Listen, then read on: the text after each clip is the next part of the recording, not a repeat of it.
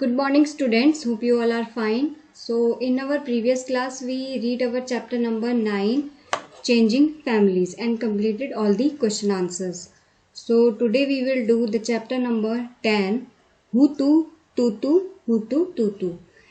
Means ये आज हम पढ़ेंगे कबड्डी गेम के बारे में, क्योंकि कबड्डी जब हम खेलते हैं तो हम हुतू टुतू करते हुए जाते हैं. ओके, तो आज हम पढ़ेंगे कबड्डी खेल के बारे में.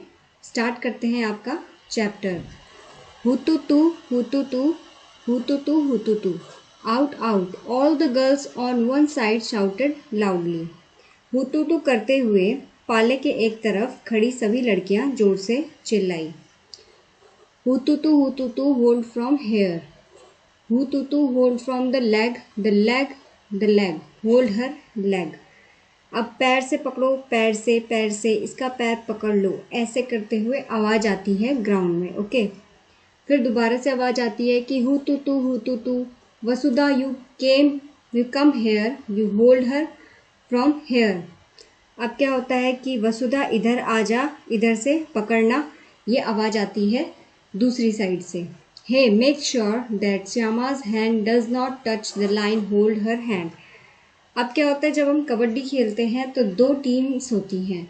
एक टीम से दूसरी टीम में कोई एक आपका जो खिलाड़ी होता है वो जाता है हुतुतु करते हुए, और दूसरे पाले के खिलाड़ी उसे कैच करते हैं, पकड़ते हैं. और कबड्डी में बीच में जो लाइन होती है उसे टच नहीं करने देना होता है. तो इसमें वसुधा जो है वो दूसरी टीम से आती है और hey, make sure that Shyama's hand does not touch the line, hold her hand. Vasudha बोलती है कि जो श्यामलाज आई है उसका जो हाथ है वो लाइन पे टच ना हो पाए. दूसरे पाले से जो श्यामला खेलने के लिए आई थी उसका हाथ उस लाइन पे टच ना हो, उसे पकड़ लो. ओके, हुतुतु, oh she had touch it, out out out, all out, oh, your team is all out. अब क्या होता है कि श्यामला का हाथ लाइन को ना छुए, ऐसा वसुधा कहती है अपनी टीम को. लेकिन फिर क्या होता है कि उसने लाइन छू ली होती है और सबके सब टीम वाले आउट हो जाते हैं. जैसे आप इस पिक्चर में देख रहे हो, तो श्यामला ने लाइन टच कर ली और जितने भी टीम वाले थे जिन्होंने भी श्यामला को पकड़ा था वो अब आउट हो चुके थे. Okay, what are these girls doing? They are shouting out out out. It is clear that they are playing a game. अभी देखते हैं कि आगे क्या हुआ. क्या कर रही हैं ये लड़कियां? आउट आउट की आवाज़ें आ रही हैं, तो मतलब साफ है कि कोई खेल खेला जा रहा है. अब जैसे मैंने आपको बताया कि जब अगर आउट आउट की आपको आवाज़ आ रही है, और ये जो चैप्टर है ये कबड्डी, आप देख रहे होंगे पिक्चर में भी कबड्डी गेम के बारे में दिखाया जा रहा है. तो अगर आउट आउट की आवाज़ आ रही है तो पक्का यहाँ पे लड़कियाँ गेम खेल रही हैं. What do you call this game? अब आप इस खेल को किस नाम से जानते हो? चेड़ू गुड़ू, हुतुतु, छो, किटकिट, हा दुदू, और कबड्डी और समथिंग एल्स. ये काफ़ी सारे अलग अलग नाम जो हैं कबड्डी गेम के हैं, जैसे चेड़ूगू, हुतुतु, हा डुडू, छो किटकिट, कबड्डी, या कुछ और बहुत सारे नाम कबड्डी के हैं. When 6 girls surrounded Shyamla's and caught her, everyone thought that she was out. Somebody caught her leg. Shyamala को जब 6 लड़कियों ने घेर कर पकड़ लिया था तो सबको लगा वह तो आउट हो गई है. अब जब 6 लड़कियों ने, आप ये पिक्चर देख रहे हो, श्यामला को घेर के पकड़ लिया था तो सब लड़कियों को लगा कि श्यामला आउट हो गई है. And somebody her arms, while one girl caught her by the waist. But Shyamla was not the one to give up. She dragged herself and managed to touch the line in the center. अब क्या होता है कि किसी ने उसके पैर पकड़े, किसी ने उसके पैर दबोचे, किसी ने हाथ, तो किसी ने कमर पकड़ी, पर श्यामला कहाँ छोड़ने वाली थी. घिसट कर उसने बीच की लाइन छू ली थी. जो बीच की लाइन कबड्डी में होती है, श्यामला ने वो घिसट के छू ली थी. Okay, When Shyamla touched the line, all the girls of opposite team were holding her. So all of them go out. But Rosie argued that Shyamla has taken a breath in between. अब क्या होता है, श्यामला ने जब बीच की line छुई तो दूसरे पाले की सारी लड़कियों ने उसको पकड़ा हुआ था. इसलिए वे सारी आउट हो गई।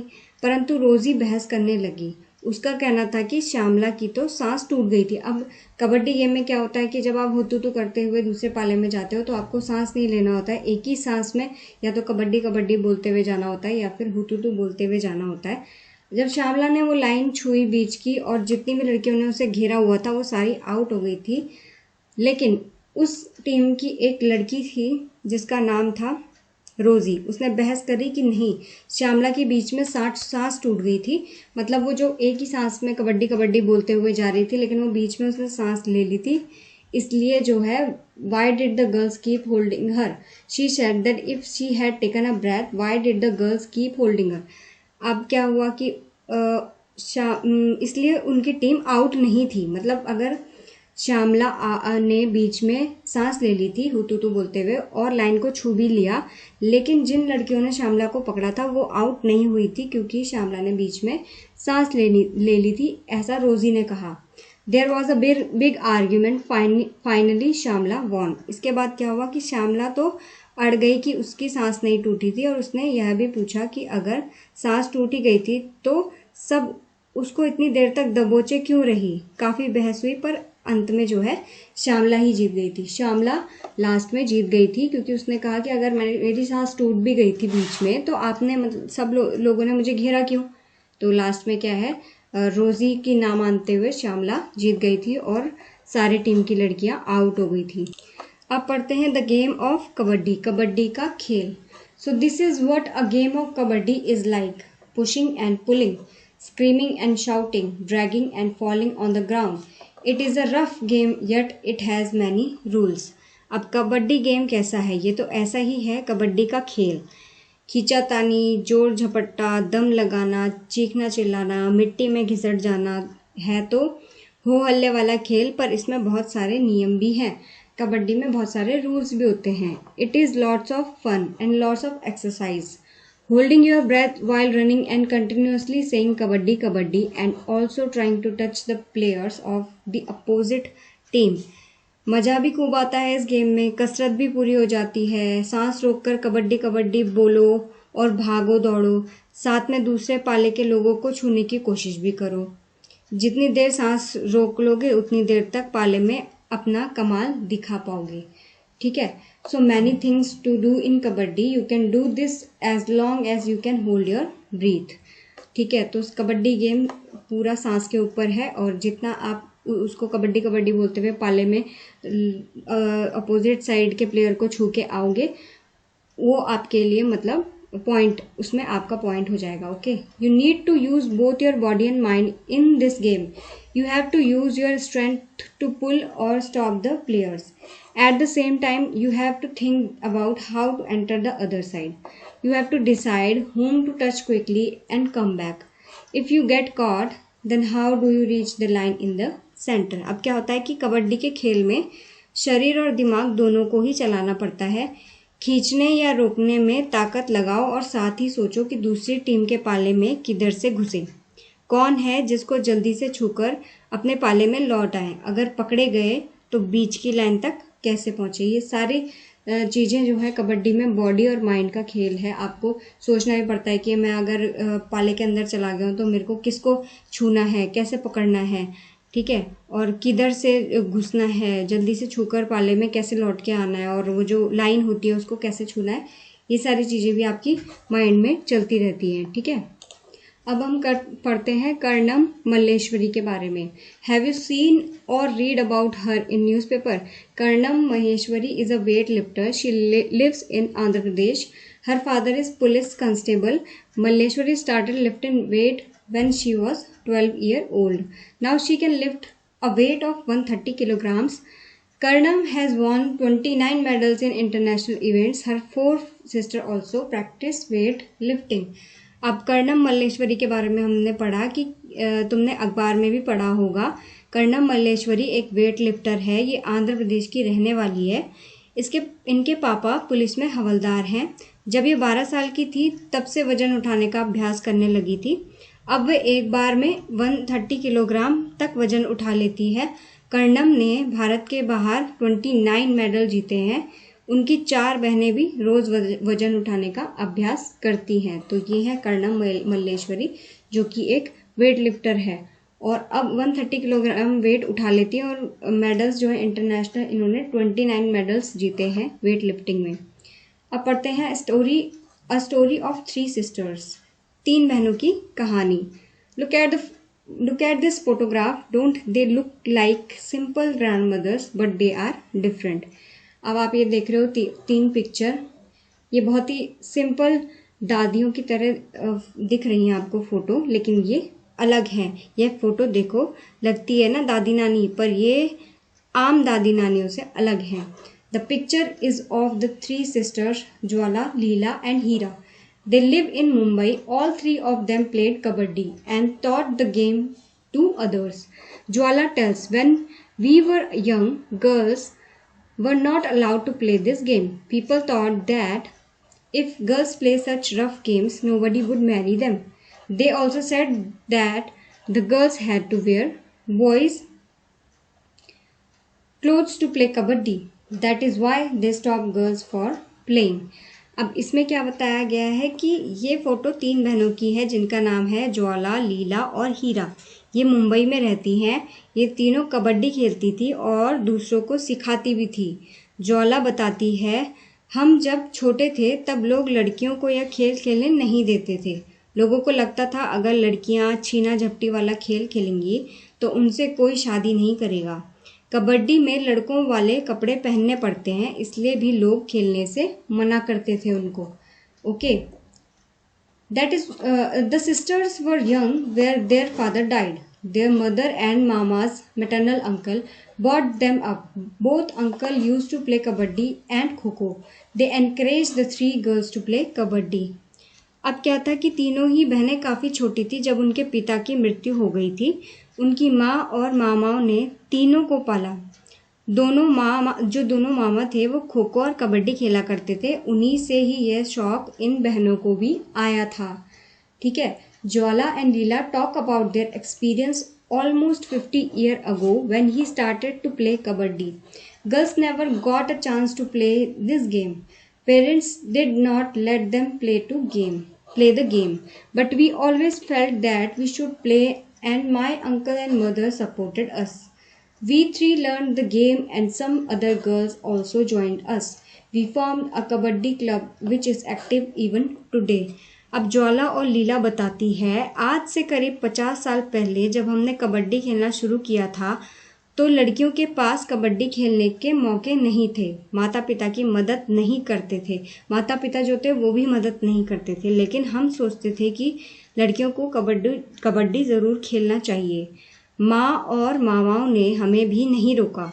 हम तीनों ने कबड्डी खेलना सीखा और अपने मोहल्ले की कुछ लड़कियों को भी खेल में शामिल किया।